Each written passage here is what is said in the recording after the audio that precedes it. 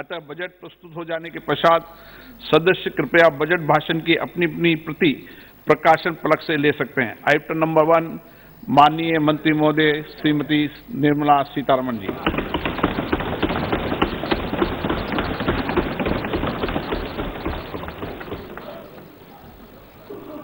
मंत्री जी आज digital budget पढ़ रही हैं।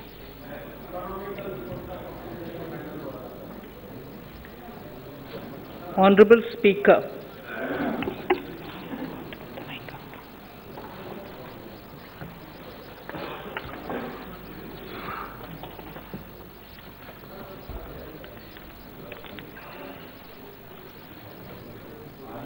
Honorable Speaker, sir, I present the budget for the year 2022-23. At the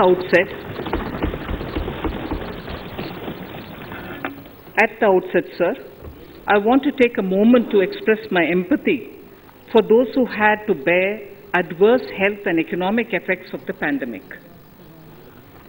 The overall sharp rebound and recovery of the economy is reflective of our country's strong resilience.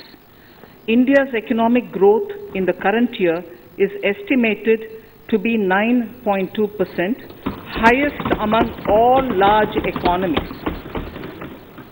I recognize we are in the midst of an Omicron wave with high incidence but milder symptoms. Further, the speed and coverage of our vaccination campaign has helped greatly. With an accelerated improvement of health infrastructure in the past 2 years, we are in a strong position to withstand challenges. I am confident that with Sabka Prayas, we will continue our journey with strong growth. Honorable Speaker, we are marking Azadi Ka Amrit Mahotsav and have entered into Amrit Kal, the 25-year-long lead up to India at 100. Honorable Prime Minister in his Independence Day address had set out the vision for India at 100. By achieving certain goals during Amrit Kal, our government aims to attain this vision. They are complementing the macroeconomic level growth focus with a microeconomic level all-inclusive welfare focus, promoting digital economy and fintech, technology-enabled development, energy transition, and climate action, and relying on virtuous cycle starting from private investment with public capital investment, helping to crowd in private investment. Since 2014, our government's focus has been on empowerment of citizens, especially the poor and the marginalized. Measures have included programs that have provided housing, electricity, cooking gas, and access to water. We also have programs for ensuring financial inclusion and direct benefit transfers. We are committed to strengthening the abilities of the poor to tap all opportunities. Our government constantly strives to provide the necessary ecosystem for the middle classes, a vast and wide section which is populated across various middle income brackets, to make use of the opportunities they so desire. This budget seeks to lay the foundation and give a blueprint to steer the economy over Amrit Kal of the next 25 years, from India at 75 to India at 100. It continues to build on the vision drawn in the budget of 21-22. Its fundamental tenets, which included transparency of financial statement and fiscal position, reflect the government's intent, strengths, and challenges. This continues to guide us. The initiatives of the last year's budget have seen significant progress and have been provided with adequate allocations in this budget as well. The strengthening of health infrastructure, speedy implementation of the vaccination program, and the nationwide resilient response to the current wave of the pandemic are evident for all.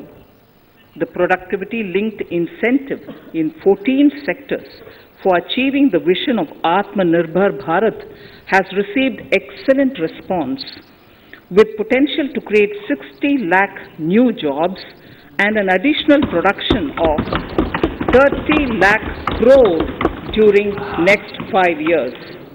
Towards implementation of the new public sector enterprise policy, the strategic transfer of ownership of Air India has been completed. The strategic partner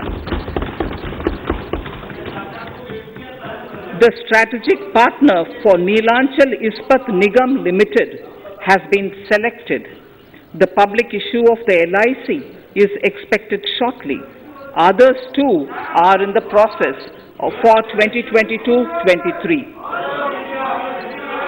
The National Bank आपको पर्याप्त मौका पर्याप्त अवसर मिलेगा बेटे बेटे टिप्पणी मत कीजिए. The National Bank for Infrastructure Development and National Asset Reconstruction Company have commenced their activities. Honorable Speaker, sir, Budget 2021-22 had provided a sharp increase in provision for public investment or capital expenditure. Throughout the year, with the Honorable Prime Minister guiding the implementation, our economic recovery is continuing to benefit from the multiplier effect.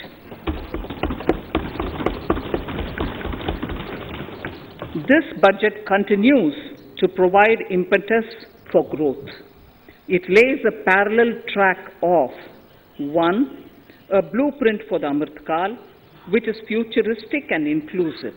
This will directly benefit our youth, women, farmers, the scheduled castes and the scheduled tribes. And number 2, big private public investment. Number 2, big public investment for modern infrastructure, readying for India at 100. This shall be guided by PM Gati Shakti and be benefited by the synergy of multimodal approach. Moving forward on this parallel track, we lay the following 4 priorities: PM Gati Shakti, inclusive development, productivity enhancement and investment, sunrise opportunities, energy transition and climate action, and 4, financing of investments.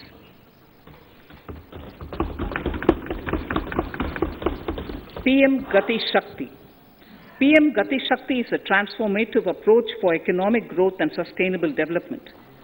The approach is driven by 7 engines, namely roads, railways, airports, ports, mass transport, waterways, and logistics infrastructure. All 7 engines will pull forward the economy in unison. These engines are supported by the complementary roles of energy transmission, IT communication, bulk water and sewerage, and social infrastructure. Finally, the approach is powered by clean energy and Sabka Prayas. The efforts of the central government, the state governments, and the private sector together, leading to a huge job and entrepreneurial opportunities for all, especially the youth. PM Gati Shakti Master Plan, National Master Plan. The scope of PM Gati Shakti National Master Plan will encompass the 7 engines for economic transformation, seamless multimodal connectivity, and logistics efficiency. It will also include the infrastructure development by the state governments as per Gati Shakti Master Plan. The focus will be on planning, financing, including through innovative ways, use of technology, and speedier implementation. The projects pertaining to these 7 engines in the national infrastructure pipeline will be aligned with PM Gati Shakti framework. The touchstone of the master plan will be world-class modern infrastructure and logistics synergy among different modes of movement, both of people and goods, and location of projects. This will help raise the productivity and accelerate economic growth and development. Road transport. PM Gati Shakti Master Plan for expressways will be formulated in 22-23 to facilitate faster movement of people and goods. The National Highways network will be expanded by 25,000 kilometers in 2022-23. 20,000 crores of rupees will be mobilized through innovative ways of financing to complement the public resources. The data exchange among all mode operators will be brought on unified logistics interface platform, designed for application programming interface. This will provide for efficient movement of goods through different modes, reducing logistics cost and time, assisting just-in-time inventory management, and in eliminating tedious documentation. Most importantly, this will provide real-time information to all stakeholders and improve international competitiveness. Open source mobility stack for organizing seamless travel of passengers will also be facilitated. Contracts for implementation of multimodal logistic parks at 4 locations through PPP mode will be awarded in 22-23. Railways will develop new products and efficient logistic services for small farmers and small and medium enterprises, besides taking the lead in integration of postal and railways network to provide seamless solutions for movement of parcels.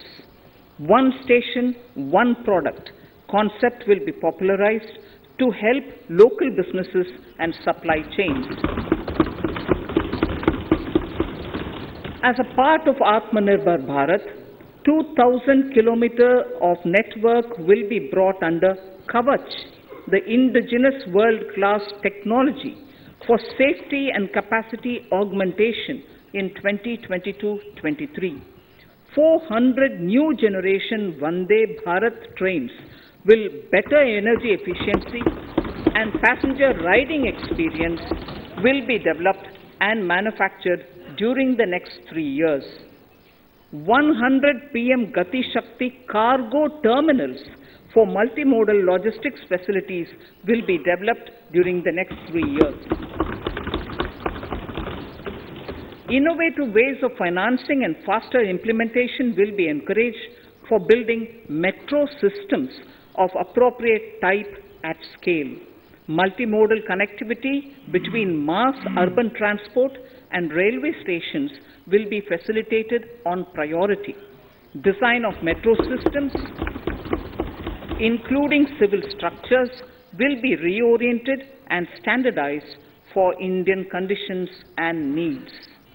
Parvat Mala, as a preferred ecologically sustainable alternative to conventional roads in difficult hilly areas, National Ropeways Development Program will be taken up on PPP mode.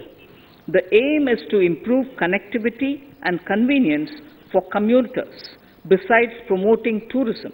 This may also cover congested urban areas where conventional mass transit system is not feasible. Contracts for 8 such ropeway projects for a length of 60 kilometers will be awarded in 22-23.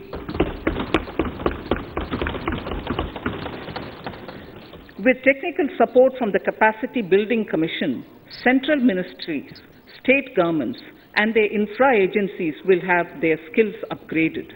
This will ramp up capacity in planning, design, financing, including innovative ways, and implementation management of the PM Gati Shakti infrastructure projects.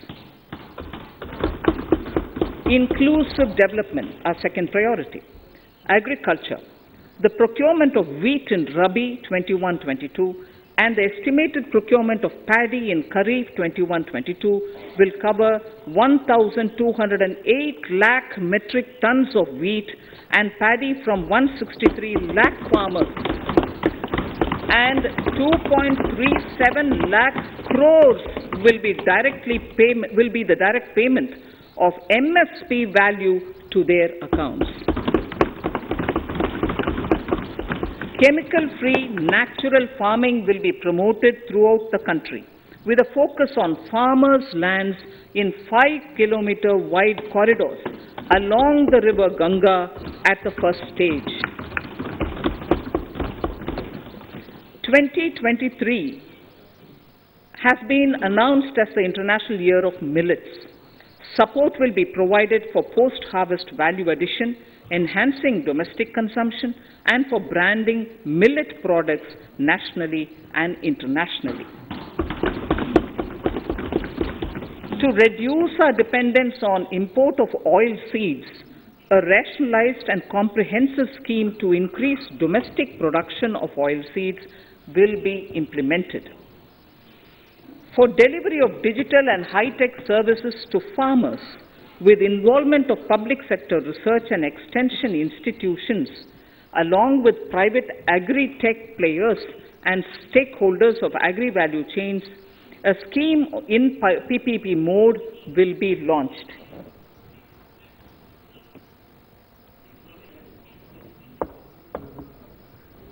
Use of Kisan drones will be promoted for crop assessment, digitization of land records, spraying of insecticides and nutrients.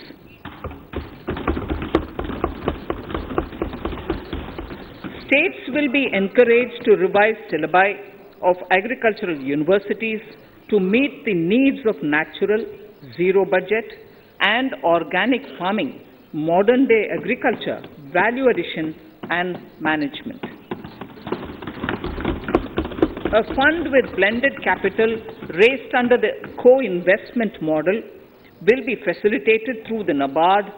This is to finance startups for agriculture and rural enterprise relevant for farm produce value chain. The activities of these startups will include inter alia, support for FPOs, machinery for farmers on rental basis at farm level, and technology including IT-based support. The implementation of the Ken-Betwa link project at an estimated cost of 44,605 crores will be taken up. This is aimed at providing irrigation benefits to 9.0 lakh hectare of farmers' lands, drinking water supply to 62 lakh people, 103 megawatt of hydro, 27 megawatt of solar power, allocations of 4,300 crores of rupees in the RE 21-22 and 1,400 crores of rupees in 22-23 have been made for this project. Honorable Speaker, sir, draft DPRs for 5 river links, namely Daman-Ganga Pinjal, Par-Tapi Narmada, Godavari Krishna, Krishna Pennar, and Pennar Kaveri have been finalized. Once a consensus is reached among the beneficiary states, the Centre will provide support for their implementation. For farmers to adopt suitable varieties of fruits and vegetables and to use appropriate production and harvesting techniques, our government will provide a comprehensive package with participation of state governments. MSMEs, Udyam, eShram, NCS and ASEEM portals will be interlinked. Their scope will be widened. They will now perform as portals with live organic databases, providing G2C, B2C, and B2B services. These services will relate to credit facilitation, skilling, and recruitment with an aim to further formalize the economy and enhance entrepreneurial opportunities for all. Emergency Credit Line Guarantee Scheme has provided the much-needed additional credit to more than 130 lakh MSMEs. This has helped them mitigate the adverse impact of the pandemic. The hospitality and related services, especially those by micro and small enterprises, are yet to regain their pre-pandemic level of business. Considering these aspects, the ECLGS will be extended up to March 2023. and its guarantee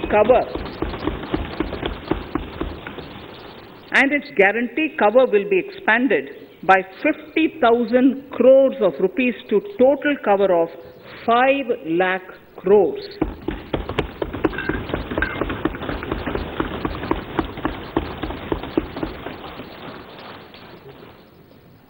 With the additional amount being earmarked exclusively for the hospitality and related sectors. Credit Guarantee Trust for Micro and Small Enterprises, CGT-MSE, scheme will be revamped with required infusion of funds. This will facilitate additional credit of 2 lakh crore for micro and small enterprises and expand employment opportunities.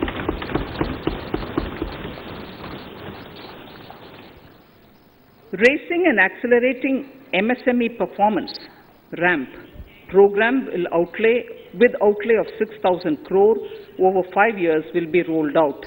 This will help MSME sector become more resilient, competitive and efficient.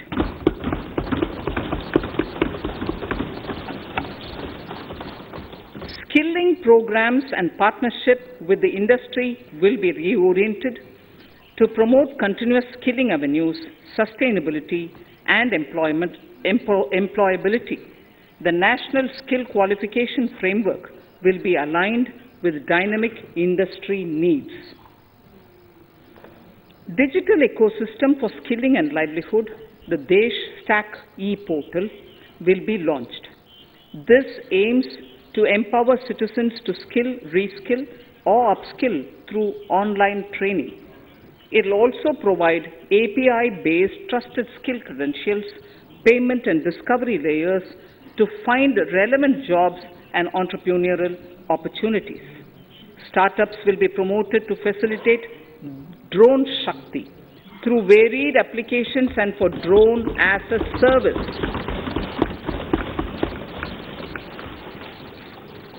In select ITIs in all states, the required courses for skilling will be started. Due to the pandemic-induced closure of schools, our children, particularly in the rural areas and those from scheduled castes and scheduled tribes and other weaker sections, have lost almost 2 years of formal education. Mostly, these are children in government schools. We recognize the need to impart supplementary teaching and to build a resilient mechanism for education delivery. For this purpose, One Class, One TV channel program of PM E-Vidya will be expanded from 12 to 200 TV channels. This will enable all states to provide supplementary education in regional languages for classes 1 to 12.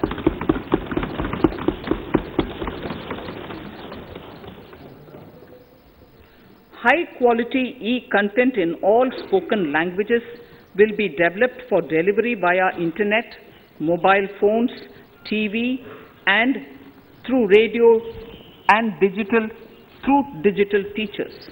A competitive mechanism for development of quality e-content by the teachers will be set up to empower and equip them with digital tools of teaching and facilitate better learning outcomes.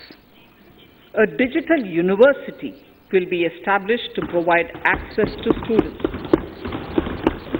across the country for world-class quality universal education with personalized learning experience at their doorsteps. This will be made available in different Indian languages and ICT formats. The university will be built on a networked hub and spoke model, with the hub building cutting-edge ICT expertise.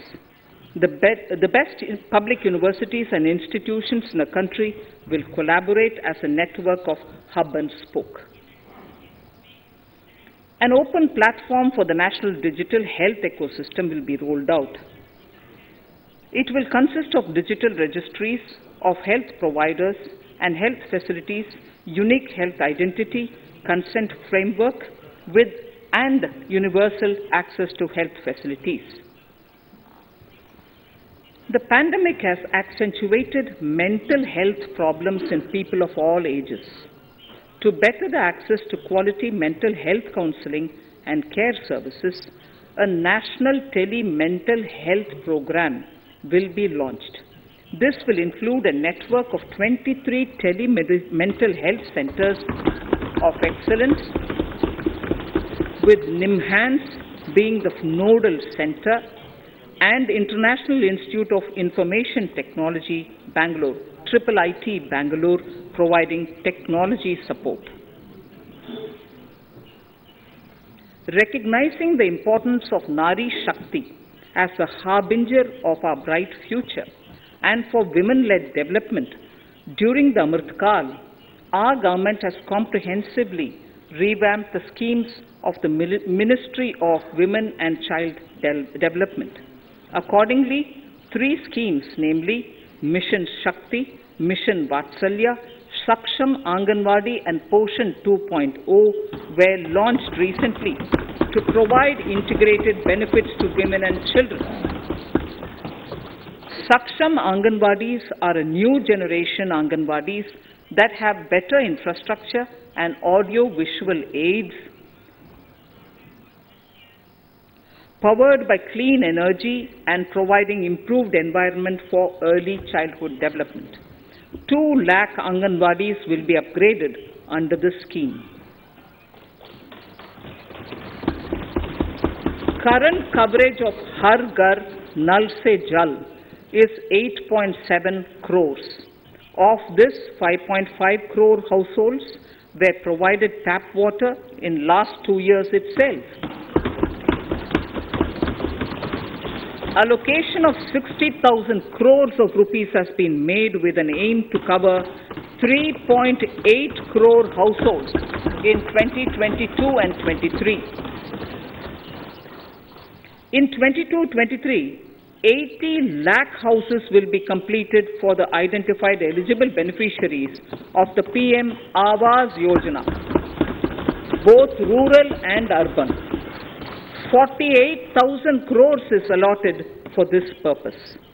The central government will work with the state governments for reduction of time required for all land and construction related approvals, for promoting affordable housing for middle class and for the economically weaker sections in urban areas. We shall also work with the financial sector, regulators, to expand access to capital along with reduction in cost of intermediaries. A new scheme, Prime Minister's Development Initiative for the Northeast, will be implemented through the Northeastern Council. It will fund infrastructure in the spirit of PM Gati Shakti and social development projects based on felt needs of the Northeast. This will enable livelihood activities for youth and women, filling the gaps in various sectors. It will not be a substitute for existing central or state schemes. While the central ministries may also post their candidate projects, priority will be given to those posted by the states.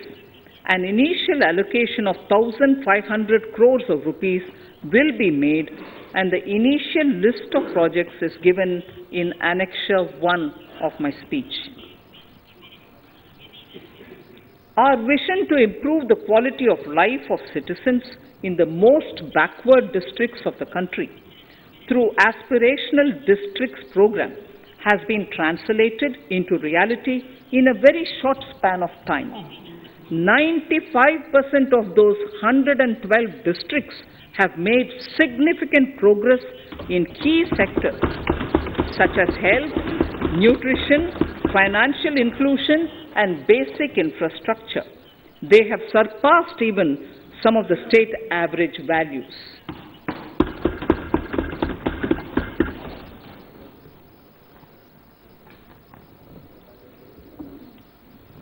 However, in those districts, some blocks continue to lag. In 22-23, the program will focus on such blocks in those districts. Border villages with sparse population, limited connectivity and infrastructure often get left out from the development gains. Such villages on the northern border will be covered under a new Vibrant Villages program.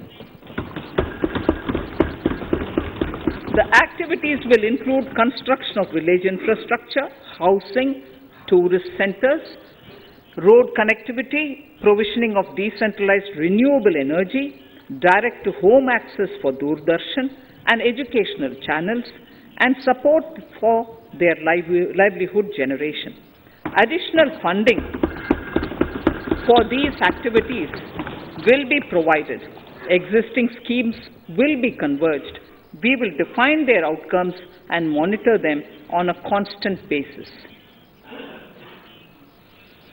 In 2022, 100% of 1.5 lakh post offices will come on the core banking system, enabling financial inclusion and access to accounts through net banking, mobile banking, ATMs, and also provide online transfer of funds between post office accounts and bank accounts.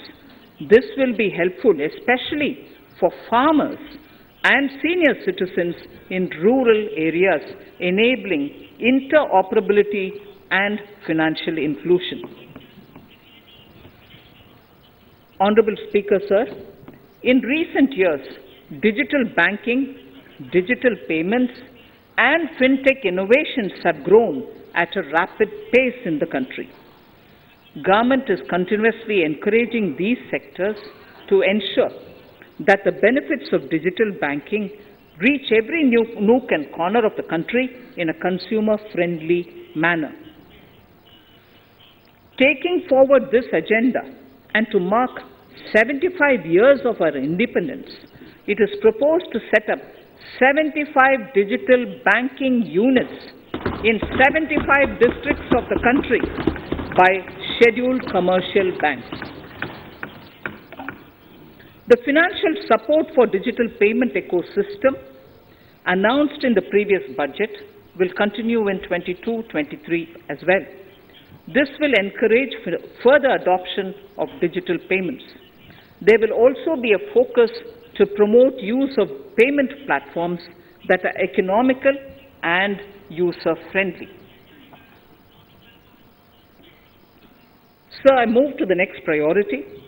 In recent years, over 25,000 compliances were reduced and nearly 1,500 union laws were repealed. This is the result of our government's strong commitment for minimum government and maximum governance. 1,486 union laws were repealed. Our trust in the public and ease of doing business is what is highlighted here, sir. For the Amrit Kal, the next phase of ease of doing business 2.0 and ease of living will be launched. In our endeavor to improve productive efficiency of capital and human resources, we will follow the idea of trust-based governance. The new phase will be guided by an active involvement of the states, digitization of manual processes and interventions, integration of the central and state level systems through IT bridges, a single point access for all citizen-centric services, and standardization and removal of overlapping compliances. Crowdsourcing of suggestions and ground-level assessment of the impact with active involvement of citizens and businesses will be encouraged. A single window portal, Parivesh, for all green clearances was launched in 2018. It has been instrumental in reducing the time required for approvals significantly. The scope of this portal will be expanded to provide information to the applicants based on location of units, information about specific approvals will be provided. It will enable application for all 4 approvals through a single form and tracking of the process through Centralized Processing Center Green, CPC Green. E-passports. The issuance of e-passports using embedded chip and futuristic technology will be rolled out in 22-23 to enhance the convenience for the citizens in their overseas travel. By the time of India at 100, nearly half our population is likely to be living in urban areas. To prepare for this, orderly urban development is of critical importance. This will help realize the country's economic potential, including livelihood opportunities for the demographic dividend. For this, on the one hand, we need to nurture the megacities and their hinterlands to become current centers of economic growth. On the other, we need to facilitate Tier 2 and Tier 3 cities to take on the mantle in the future. This would require us to reimagine our cities into centers of sustainable living with opportunities for all, including women and our youth. For this to happen, urban planning cannot continue with a business-as-usual approach. We plan to steer a paradigm change.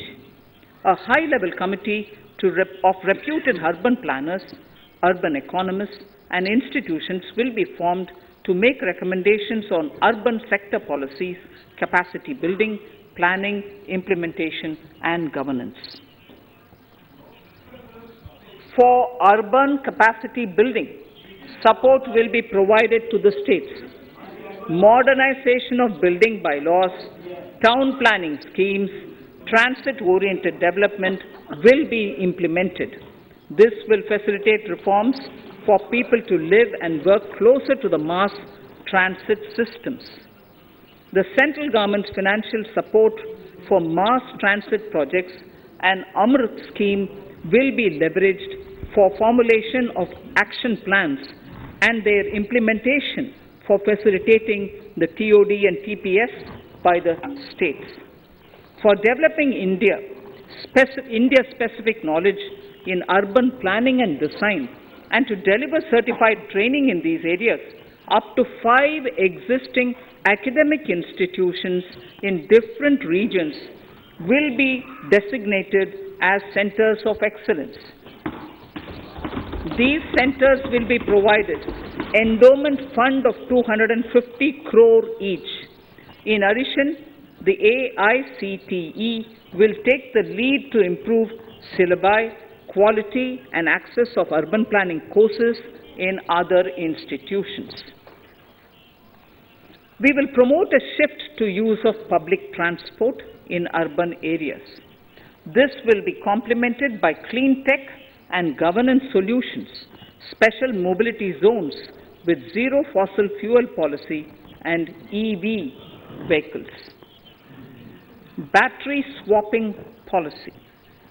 Considering the constraint of space in urban areas, for setting up charging stations at scale, a battery swapping policy will be brought out and interoperability standards will be formulated.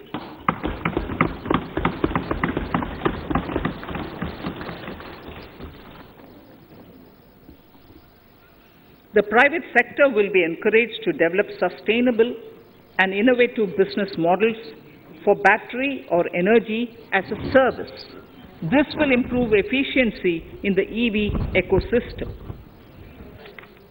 Efficient use of land resources is a strong imperative.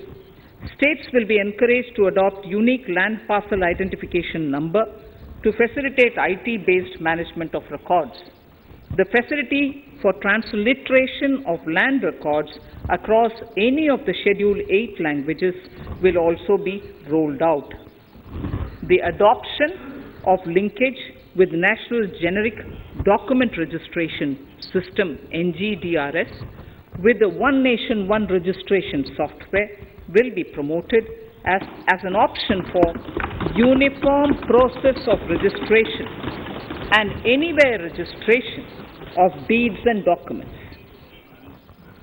Necessary amendments in the code IBC will be carried out to enhance the efficiency of the resolution process and facilitate cross-border insolvency resolution. Accelerated corporate exit. Several IT-based systems have been established for accelerated registration of new companies.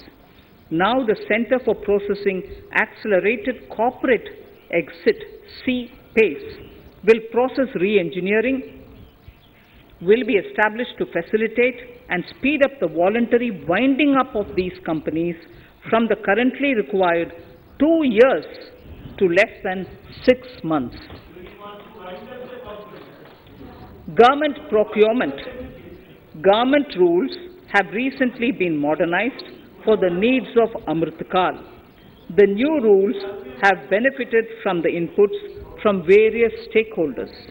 The modernized rules allow use of transparent quality criteria besides cost and evaluation of complex tenders. Provisions have been made for payment of 75% of running bills mandatorily within 10 days and for encouraging settlements of disputes through conciliation.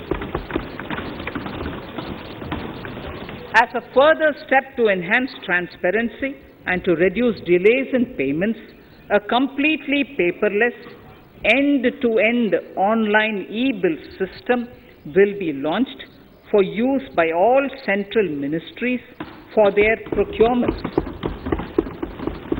The system will enable the suppliers and contractors to submit online their digitally signed bills and claims and track their status from anywhere. To reduce indirect cost for suppliers and work contractors, the use of surety bonds as a substitute for bank guarantee will be made acceptable in government procurements. Business such as gold imports may also find this useful. IRDAI, insurance regulator, has given the framework for issue of surety bonds by insurance companies. ABGC Promotion Task Force. The animation, visual effects, gaming and comic, the ABGC sector, offers immense potential to employ youth. An ABGC Promotion Task Force with all stakeholders will be set up to recommend ways to realize this and build domestic capacity for serving our markets and the global demand. Telecom sector. Telecommunications in general and 5G technology in particular can enable growth and offer job opportunities. Required spectrum auctions will be conducted in 2022 to facilitate rollout of 5G mobile services within 2022-23 by private telecom providers. A scheme for design-led manufacturing will be launched to build a strong ecosystem for 5G as part of the production-linked incentive scheme. To enable affordable broadband and mobile service proliferation in rural and remote areas, 5% of annual collections under the Universal Service Obligation Fund will be allocated. This will promote R&D and commercialization of technologies and solutions. Our vision is that all villages and their residents should have the same access to e-services, communication facilities, and digital resources as urban areas and their residents. The contracts for laying optical fiber in all villages, including remote areas, will be awarded under the BharatNet project through PPP in 22 and 23. Completion is expected in 2025. Measures will be taken to enable better and more efficient use of the optical fiber. Export promotion.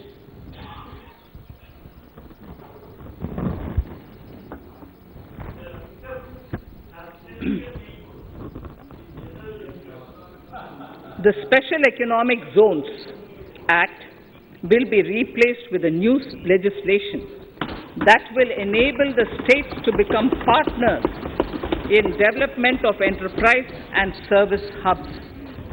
This will cover all large existing and new industrial enclaves to optimally utilize available infrastructure and enhance competitiveness of exports. Atmanirbharta in defense. Our government is committed to reducing imports and promoting Atmanirbharta in equipment for the armed forces. 68% of the capital procurement budget will be earmarked for domestic industry in 22-23, up from 58% in 21-22.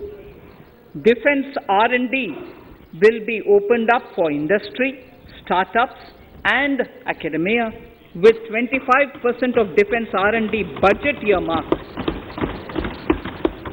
Private industry will be encouraged to take up design and development of military platforms and equipment in collaboration with DRDO and other organizations through SPV model.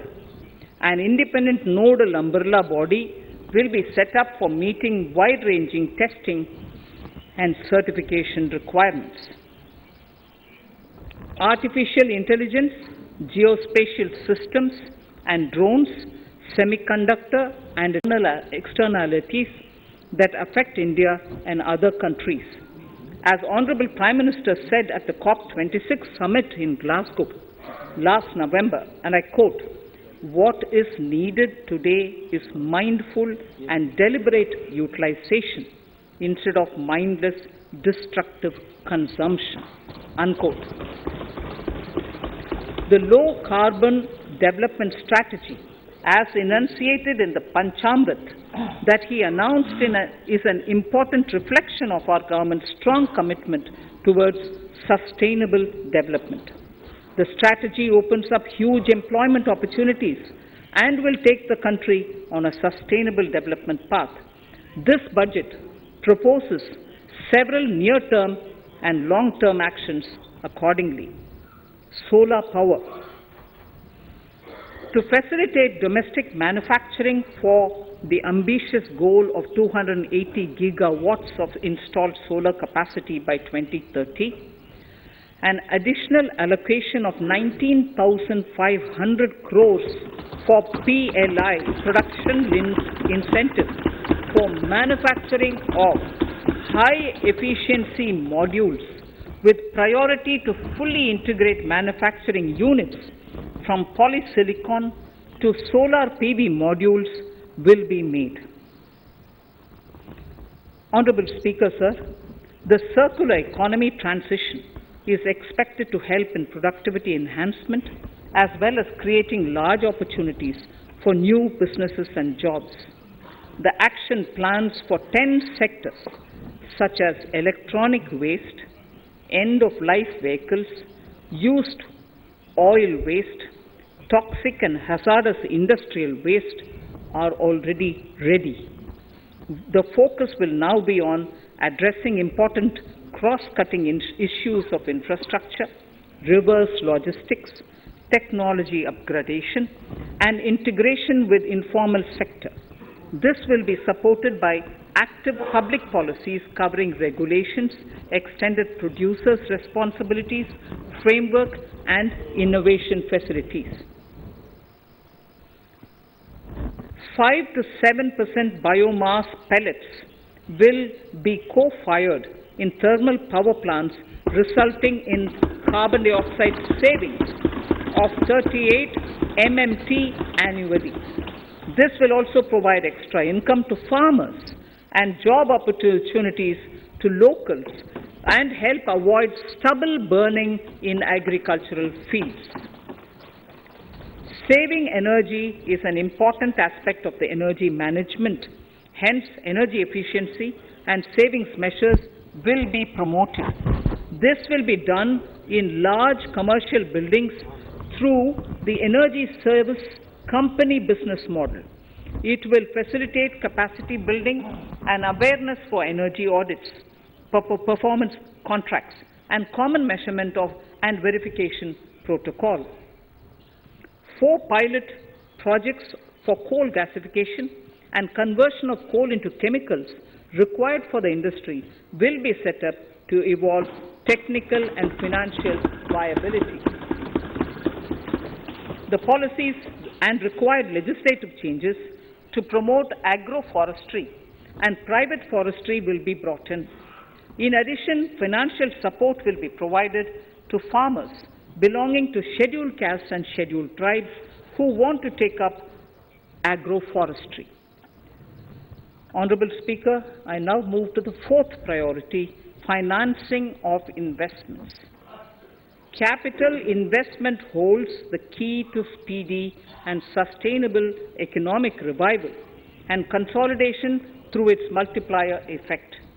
Capital investment also helps in creating employment opportunities, induced enhanced demand for manufactured input from large industries and MSMEs, services from professionals, and help farmers through better agri-infrastructure.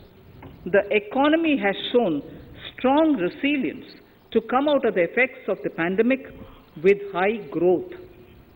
However, we need to sustain that level to make up for the setback of 2020-2021.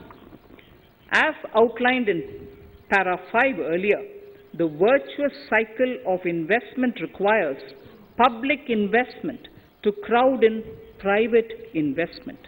At this stage, private investments seem to require that support to rise to their potential and to the needs of the economy. Public investment must continue to take the lead and prime the private investment and demand in 2022-23.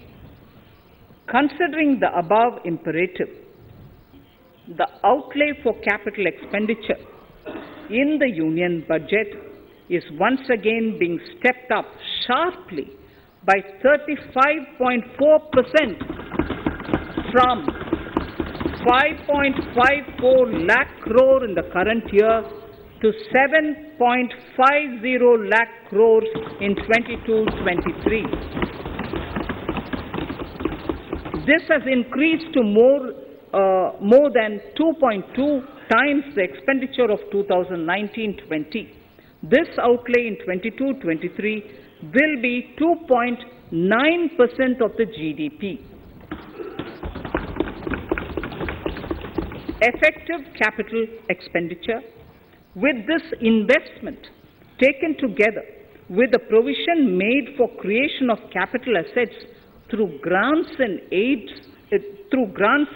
to states, the effective capital expenditure of the central government is estimated at 10.68 lakh crores in 22-23, which will be about 4.1% of the GDP. Green bonds. As a part of the government's overall market borrowings in 22-23, sovereign green bonds will be issued for mobilizing resources for green infrastructure. The proceeds will be deployed in public sector projects which help in reducing the carbon intensity of the economy. GIFT IFSC. World-class foreign universities and institutions will be allowed in the GIFT city to offer courses in the financial management, fintech, science, technology, engineering, and mathematics free from domestic regulations, except those by the IFSCA to facilitate availability of high-end human resources for financial services and technology. An international arbitration center will be set up in the GIFT City for timely settlement of disputes under international jurisprudence. Services for global capital for sustainable and climate finance in the country will be facilitated in the GIFT City. Infrastructure status. Data centers and energy storage systems, including dense charging infrastructure and grid-scale battery systems, will be included in the harmonized list of infrastructure. This will facilitate credit availability for digital infrastructure and clean energy storage. Venture capital and private equity invested more than 5.5 lakh crores last year, facilitating one of the largest startup growth system. Scaling up this investment requires a holistic examination of regulatory and other frictions. An expert committee will be set up to examine and suggest appropriate measures. Government-backed funds, NIIF and SIDBI, Fund of Funds, have provided scale capital, creating a multiplier effect. For encouraging important sunrise sectors such as climate action, deep tech, digital economy, pharma, and agri-tech, the government will promote these thematic funds for blended finance, with the government share being limited to 20% and the funds being managed by private fund managers. For financing the infrastructure needs, the stepping up of public investment will need to be complemented by private capital at a significant scale. Measures will be taken to enhance financial viability of projects, including PPP, with technical and knowledge assistance from multilateral agencies. Enhancing financial viability shall also be obtained by adopting global best practices, innovative ways of financing, and balanced risk allocation. Digital rupee.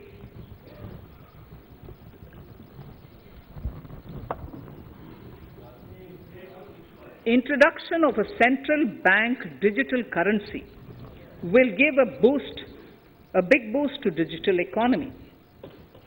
Digital currency will also lead to a more efficient and cheaper currency management system.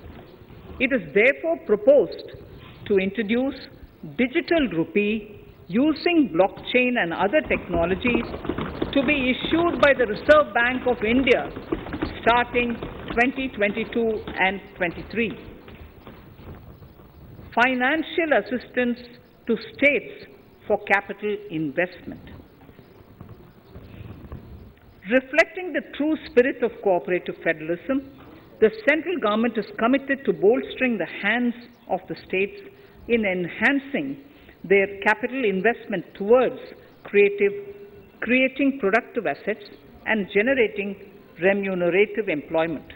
The scheme for financial assistance to states for capital investment has been extremely well received by the states. In deference to the requests received during my meeting with the chief ministers and state finance ministers, the outlay for this scheme is being enhanced from 10,000 crores in the budget estimates to 15,000 crores in the revised estimates for the current year.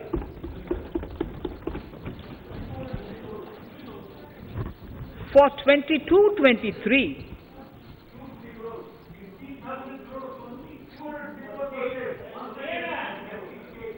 I'll repeat that sentence for the benefit of many of our honorable members. In deference to the requests received during my meeting with chief ministers and state finance ministers, The outlay for this scheme is being enhanced from 10,000 crores in the BE to 15,000 crores, 15,000 crores in the RE of the current year. For 22-23, the allocation is 1 lakh crores to assist the states in catalyzing the overall investments in the economy. These 50-year interest-free loans are over and above the normal borrowings allowed to the states, are over and above the normal borrowings to the states. This allocation will be used for PM Gati Shakti related and other productive capital investments of the states. It will also include components for supplemental funding for priority segments of PM Gram Sadak Yojana, including support for the state share, digitization of the economy, including digital payments and completion of OFC network, and reforms related to building bylaws, town planning schemes, transit-oriented development, and transferable development rights.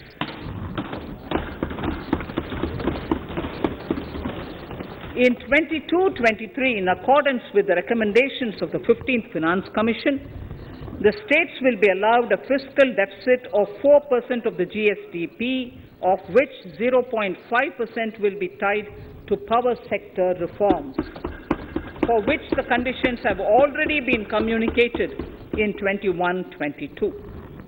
Fiscal management. As against a total expenditure of 34.83 lakh crores of rupees projected in the BE 21-22, the revised estimate is 37.70 lakh crores. The revised estimate of capital expenditure is 6.3 lakh crores of rupees. This includes an amount of 51,971 crores towards settlement of outstanding guaranteed liabilities of Air India and its other sundry commitments. Coming to the budget estimates, Honorable Speaker, sir, the total expenditure in 22-23 is estimated at 39.45 lakh crores, while the total receipts other than borrowings are estimated at 22.84 lakh crores of rupees.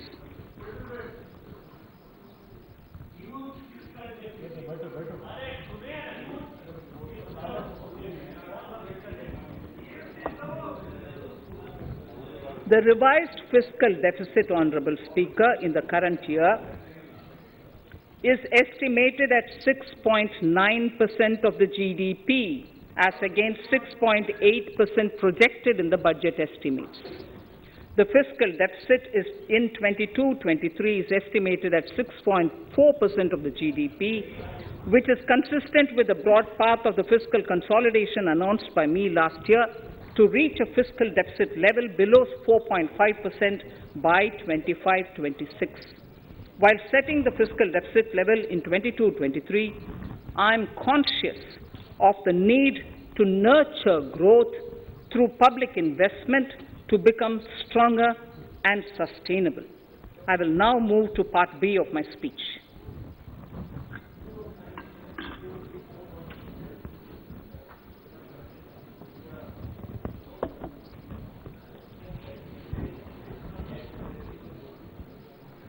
Direct tax.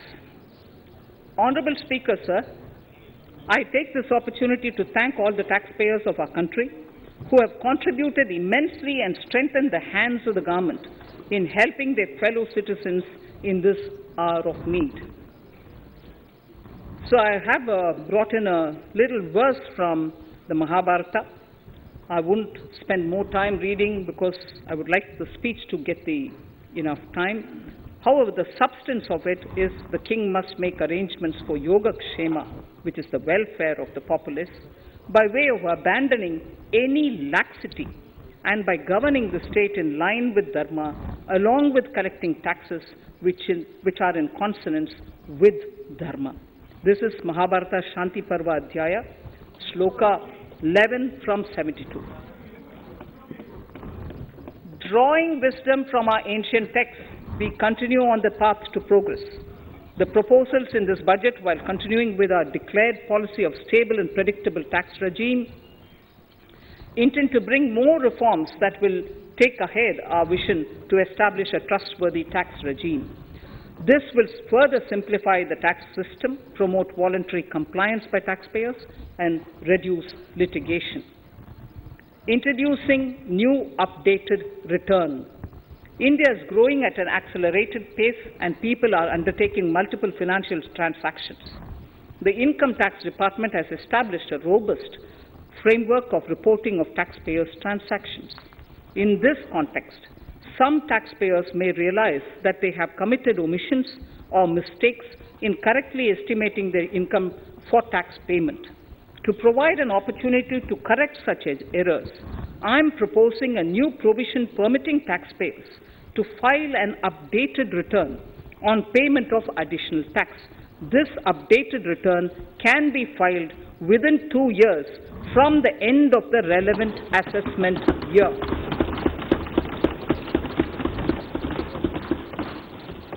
Honorable Speaker, sir, presently, if the department finds out that some income has been missed out by an assessee, it goes through a lengthy process of adjudication. Instead, with this proposal now, there will be a trust repost in the taxpayers that will enable the assessee herself to declare the income that she may have missed out earlier while filing her return. Full details of the proposal are given in the finance bill. It is an affirmative step in the direction of voluntary compliance.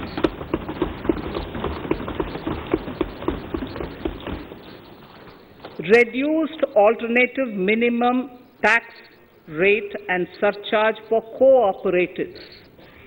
Currently, cooperative societies are required to pay alternate minimum tax at the rate of 18 and 1.5%. However, companies pay the same rate, the same, which is the alternate minimum tax, at the rate of 15%. To provide a level playing field between cooperative societies and companies, I propose to reduce this rate for the cooperative societies also to 15%.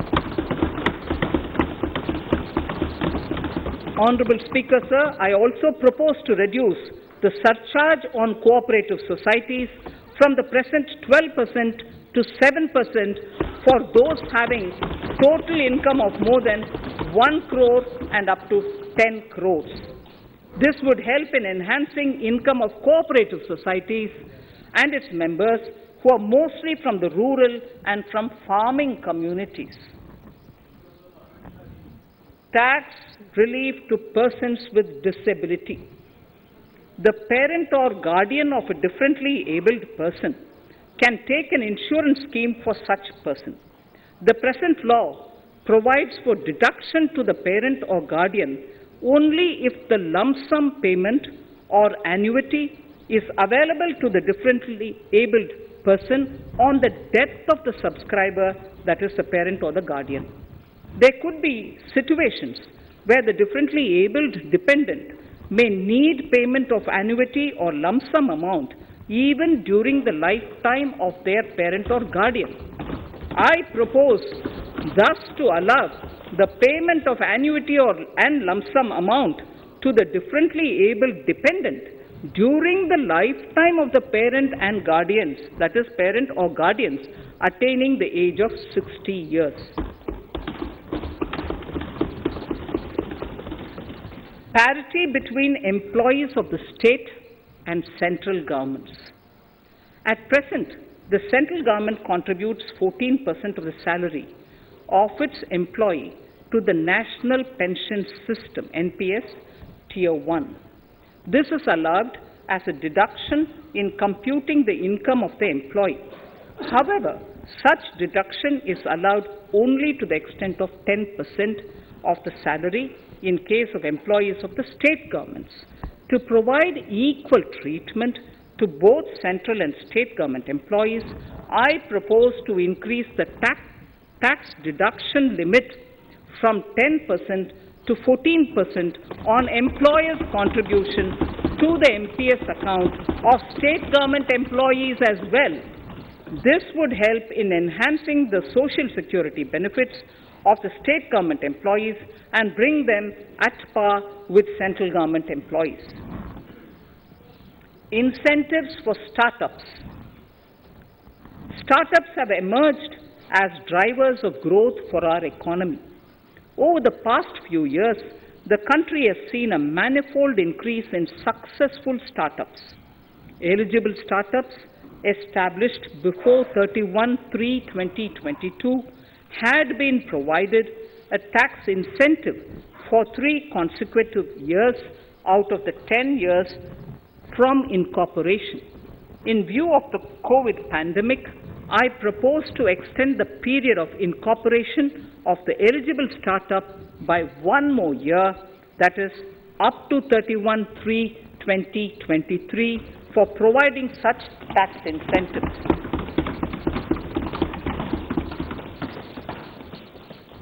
Incentives for newly incorporated manufacturing entities under concessional tax regime.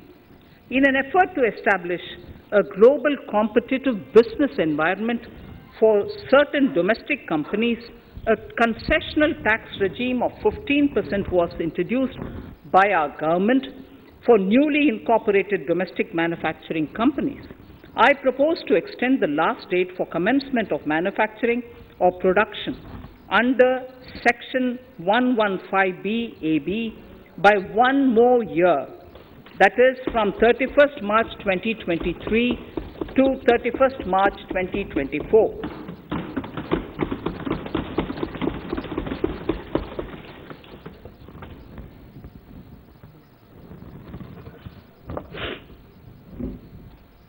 Scheme for taxation of virtual digital assets.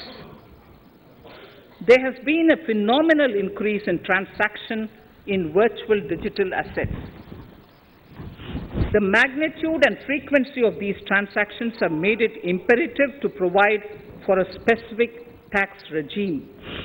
Accordingly, for the taxation of virtual digital assets, I propose to provide that any income from transfer of any virtual digital asset shall be taxed at the rate of 30%, 30%. No deduction in respect of any expenditure or allowance shall be allowed while computing such income except cost of acquisition. Further, loss from transfer of virtual digital asset cannot be set off against any other income. Further, in order to capture the transaction details, I also propose to provide for TDS on payment made in relation to transfer of virtual digital asset at the rate of 1% of such consideration above a monetary threshold. Gift of virtual digital asset is also proposed to be taxed in the hands of the recipient.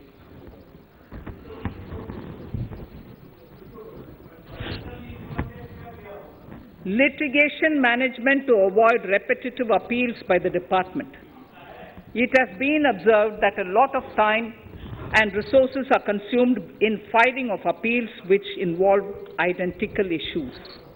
Taking forward our policy of sound litigation management, I propose to provide that if a question of law in the case of an assessee is identical to a question of law which is pending in the appeal before a jurisdictional high court or Supreme Court, in any case, the filing of further appeal in the case of this assessee by the department shall be deferred till such a question of law is decided by the jurisdictional high court or the Supreme Court. This will greatly help in reducing the repeated litigation between taxpayer and the department. Taking forward our efforts to further promote the IFSC, I hereby propose to provide that income of a non-resident from offshore derivative instruments or over-the-counter derivatives issued by an offshore banking unit, income from royalty and interest on account of lease of ship and income received from portfolio management services in IFSC shall be exempt from tax subject to specified conditions. Rationalization of surcharge. In the globalized business world, there are several work contracts whose terms and conditions mandatorily require formation of a consortium. The members in the consortium are generally companies. In such cases, the income of these AOPs has to suffer a graded surcharge up to 37%, which is a lot more than surcharge on the individual companies. Accordingly, I propose to cap the surcharge of these AOPs at 15%. Further, the long-term capital gains on listed equity shares, units, etc., are liable to maximum surcharge of 15%, while other long-term capital gains are subjected to a graded surcharge which goes up to 37%. I propose to cap the surcharge on long-term capital gains arising on transfer of any type of assets at 15%. This step will give a boost to startup community, and along with my proposal on the extended tax benefits to manufacturing companies and startups, reaffirms our commitment to Atmanirbhar Bharat. Clarification in relation to health and education cess as business expenditure. The income tax is not an allowable expenditure for computation of business income. This includes tax as well as surcharges. The health and education cess is imposed as an additional surcharge on the taxpayer for funding specific government welfare programs. However, some courts have allowed health and education cess as business expenditure, which is against the legislative intent. To reiterate the legislative intent, I propose to clarify that any surcharge or cess on income and profits is not allowable as business expenditure. Deterrence against tax evasion. Honorable Speaker, sir, presently there is ambiguity regarding set-off of brought forward loss against undisclosed income detected in search operations. It has been observed that in many cases where undisclosed income or suppression of sales, etc., is detected, payment of tax is avoided by setting off of losses. In order to bring certainty and to increase deterrence among tax evaders, I propose to provide that no set-off of any loss shall be allowed against undisclosed income detected during search and survey operations.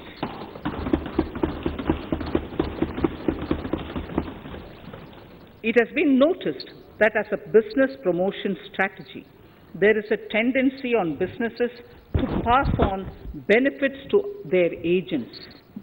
Such benefits are taxable in the hands of the agents. In order to track such transactions, I propose to provide for tax deduction by the person giving benefits if the aggregate value of such benefits exceeds 20,000 rupees during the financial year. A few other changes are being made, the details of which are there in the finance bill. Indirect taxes. So, remarkable progress in GST. GST has been a landmark reform of independent India, showcasing the spirit of cooperative federalism. While aspirations were high, there were huge challenges too. These challenges were overcome deftly and painstakingly under the guidance and the oversight of the GST Council.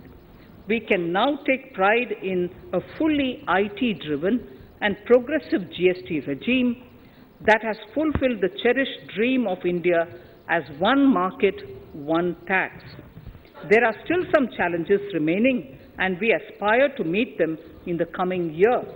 The right balance between facilitation and enforcement has engendered significantly better compliance, and enforcement has has engendered better compliance. GST revenues are buoyant despite the pandemic. I would bring in something which I've got to know this morning, not part of my speech, but worth putting in here for the knowledge of the Honourable House. I would like to bring to the notice of this House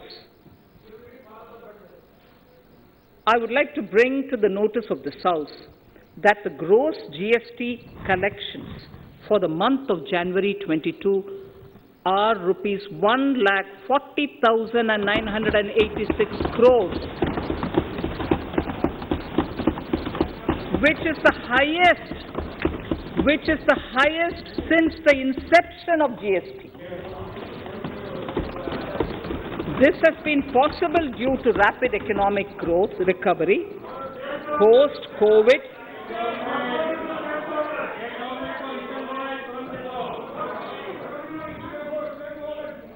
This has been possible due to the rapid economic recovery post-COVID, as well as various policy and administration undertaken by central and state tax administrations.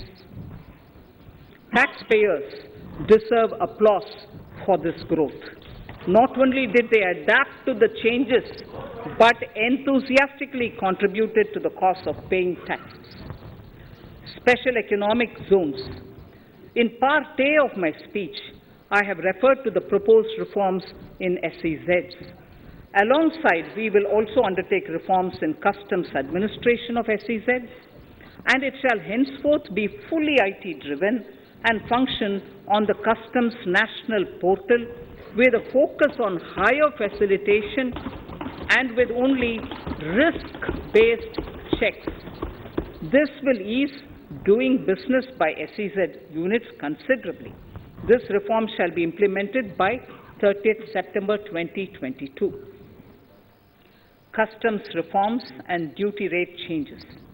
Customs administration has reinvented itself over the years through liberalized procedures and infusion of technology. Faceless customs has been fully established. During COVID-19 pandemic, customs formation have done exceptional frontline work against all odds, displaying agility and purpose. Customs reforms have played a very vital role in domestic capacity creation, providing level playing field to our MSMEs, easing the raw material supply side constraints, enhancing ease of doing business, and being an enabler to other policy initiatives such as PLI and phased manufacturing plans. My proposal on customs side are aligned to these objectives. Project imports and capital goods. National Capital Goods Policy 2016 aims at doubling the production of capital goods by 2025.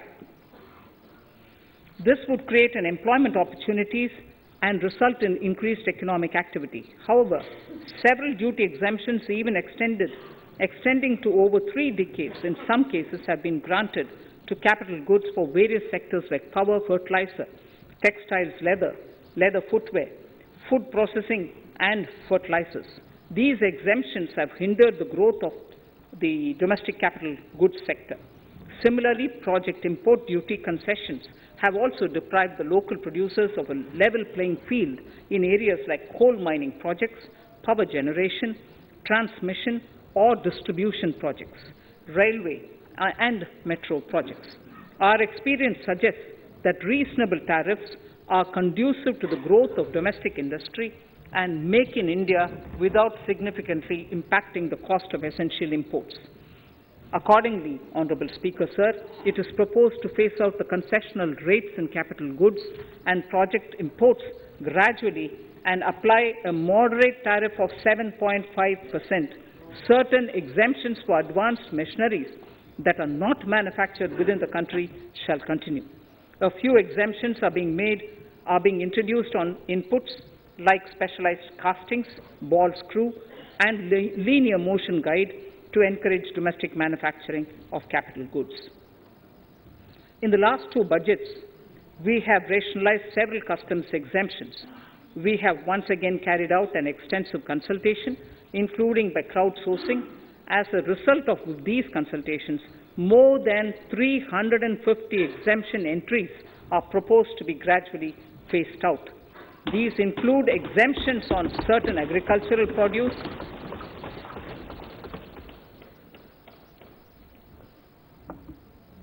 chemicals, fabrics, medical devices and drugs, and medicines for which sufficient domestic capacity exists. Further, as a simplification measure, several concessional rates are being incorporated in the customs tariff schedule itself instead of prescribing them through various notifications. This comprehensive review will simplify the customs rate and tariff structure, particularly for sectors like chemicals, textiles, and metals, and minimize disputes. Removal of exemption on items which are or can be manufactured in India, and providing concessional duties on raw material that go into manufacturing of intermediate products will go many a step forward in achieving our objective of Make in India and Atmanirbhar Bharat. I shall now take up specific sector-specific proposals. Electronics.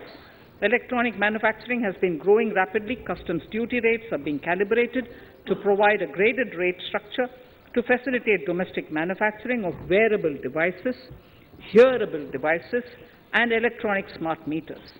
Duty concessions are being given to parts of transformer of mobile phone chargers and camera lens of mobile camera module and certain other such items.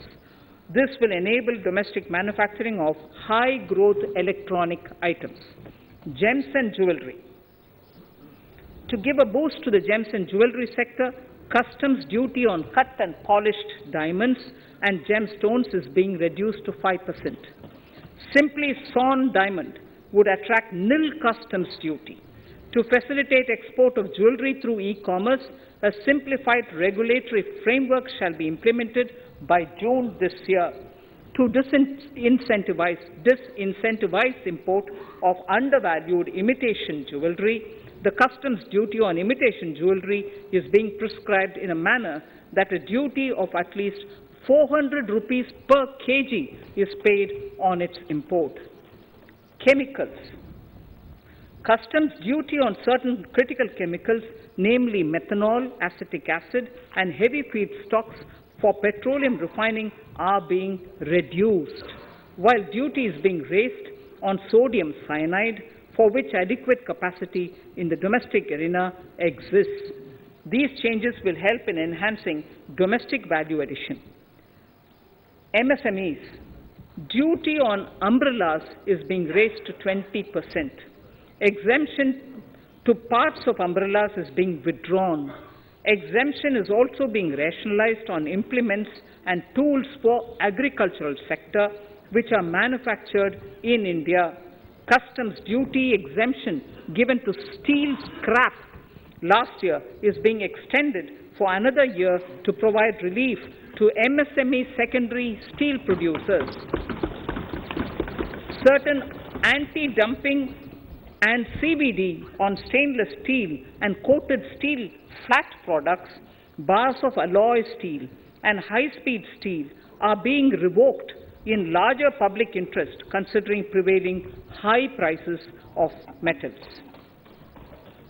To incentivize exports, exemptions are being provided on items such as embellishment, trimmings, fasteners, buttons, zipper, lining material, specified leather, furniture fittings, and packaging boxes that may be needed by bona fide exporters of handicrafts, textiles, leather garments, leather footwear, and other goods.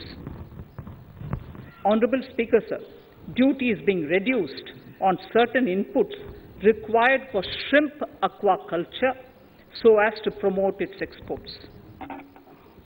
Tariff measure to encourage blending of fuel. Blending of fuel is a priority for this government.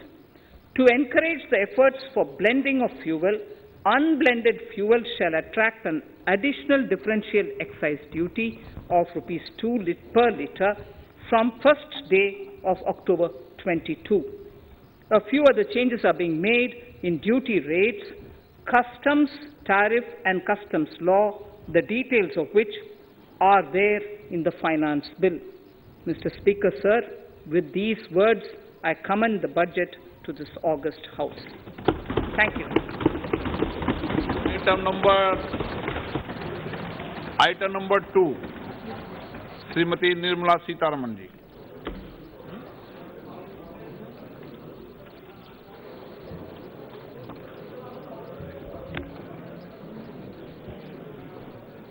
Sir, with your permission, I rise to lay on the table the following statements under Section 3(1) of the Fiscal Responsibility and Budget Management FRBM Act 2003, Medium-Term Fiscal Policy cum Fiscal Policy Strategy Statement and Macroeconomic Framework Statement. Item number 3, Vitt Videk 2020, Nirmala Sitharaman ji.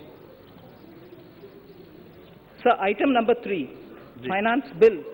Sir, with your permission, I rise to move for leave to introduce the Finance Bill 2022. प्रश्न ये कि वित्त विधेयक को पुनर्स्थापित करने की अनुमति प्रदान की जाए। जो सदस्य इसके पक्ष में हाँ कहें, जो सदस्य विरोध में ना कहें, मेरे विचार में निर्णय हाँ वालों के पक्ष में, हाँ वालों के पक्ष में। माननीय मंत्री जी, वित्त विधेयक को पुनर्स्थापित करें। Sir, I introduce the bill. सभा की कार्रवाई कल बुधवार दिनांक 2 फरवरी 2022 को 4:30 बजे तक के लिए स्थगित की जाती है।